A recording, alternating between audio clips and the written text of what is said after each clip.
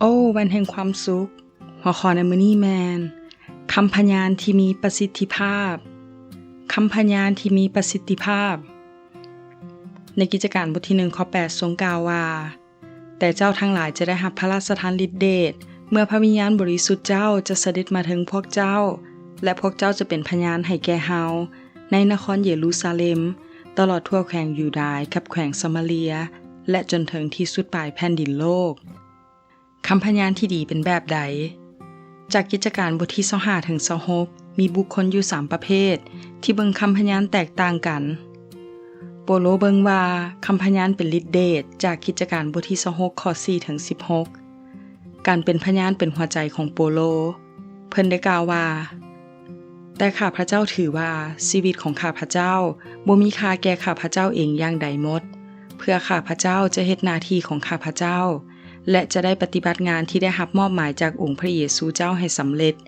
คือจะเป็นพยานอย่างครบถ้วนถึงเรื่องข่าวประเสริฐเกี่ยวกับพระคุณของพระเจ้านั้นท่านเชื่อบ่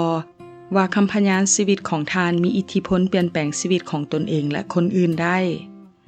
จงออกไปเป็นพยานด้วยความเชื่อและความมั่นใจเฟสโตเบิ่งว่าคำพยานเป็นเรื่องของคนที่เข่งศาสนาจนห้องเสียงดังว่าโปโลเอ้ยเจ้าเป็นบ้าไปแล้วการเฮียนฮู้หลายของเจ้าพาให้เจ้าเป็นบ้าคนอื่นคิดว่าพระเยซูเสียจิตในมาระโกบทที่3ข้อ21และผู้ที่พบพระเจ้ามักจะเป็นบ้าเพื่อคนอื่นใน2โครินธ์บทที่5ข้อ13ทรงกล่าวว่าเพราะว่าถ้าพวกเขาได้เฮ็ดอย่างคนเสียจิตเฮาก็จะเฮ็ดเพราะเห็นแก่พระเจ้าหรือถ้าเฮาเฮ็ดอย่างคนปกติก็เพราะเห็นแก่เจ้าทั้งหลาย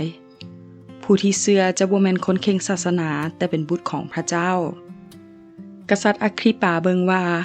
คำพยานอย่างนั้นเป็นที่น่าฟังและน่าหลงไหลจึงถามโปโลว่าในเวลาสั้นๆนี้เจ้าคิดว่าเจ้าจะเฮ็ดให้เฮาเป็นคริสเตียนซั่นบ่โปโลและพวกเขาจะตอบทุกคนที่ถามแบบนี้ว่าทรงพระพักพระเจ้าข้าน้อยปรารถนาบ่ว่าคำสักส่วนน้อยหรือหลายก็ตามฝ่ายข้าน้อยขอภาวนาอธิษฐานพระเจ้า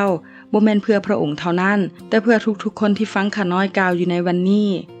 บ่ว่าจะเว้าหรือเฮ็ดสิ่งใดก็ตามเฮาอยากให้คนมาถึงความพ้นได้วันนี้เฮาจะเฮ็ดคือโยฮันได้เป็นพยานถึงถ้อยคำที่มาจากพระเจ้า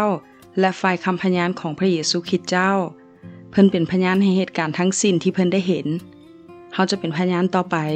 เพราะมีบางคนกำลังจะพ้นกำลังท่าฟังคำพยานจากเฮาอยู่ขอพระเจ้าอวยพร